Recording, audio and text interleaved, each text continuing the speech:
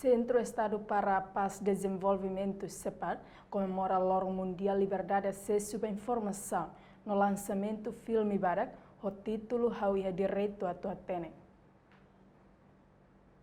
Comemora o Lorong Mundial Liberdade e Acesso à Informação no lançamento do filme Barak, o título Hauia Direito a Tuatene, halau quarta-feira, Lorong Rua Nolu Resing Walu Fulan Setembro, Tinangri Hungrua Rua Nolu Resing Rua. Diretor Executivo CEPAD, João Vavida Hateten, no dar cidadão timoroan e direito a acesso à informação, não expressa Hanoi. Todo timoroan e direito a toda informação e nós e direito a expressa e tem Hanoi. Só que é realidade. Ruane será o que acontece dia efetivamente.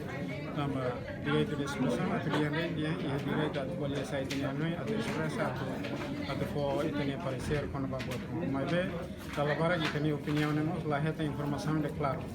A tu informa qual é a decisão de a caracote, deve a minha cara serviço específico ao Parlamento Nacional e ao povo toma comunidade. Presidente do Parlamento Nacional, Aniceto Longinus Guterres Lopes Hateten, li husi comemoração lorone, hatudo ba mundo, quando ba Timor-Leste em consideração, a tua segura direito, acesso à informação, husi cidadão ida no ba emahotu. Reconhece katak dala barak, informação será toba comunidade balu, nomos informação balu mosu o karakter hoax, nebe mak lança o si ema nebe mak irresponsável. Hoje kita untuk hak solok tambah bel komemora lorong importante idane. Olha tudo da lei da tambah mundo, quando vai Timor-Leste em consideração no esforço, a tua segura direito a acesso à informação. O cidadão ida não vai mahutu. Mas que reconhecemos katak dalam barang informação se dá tomo ba comunidade balu.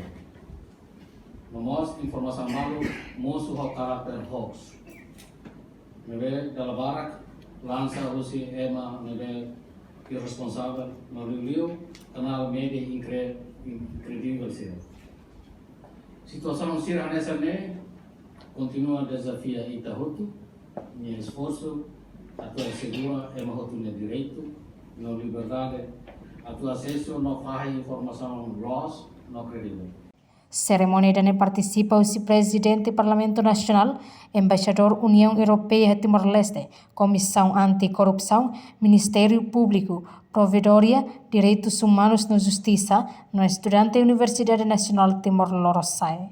A reportagem Vitoriana Brites, Prisca Sara, Televisão Timor Post.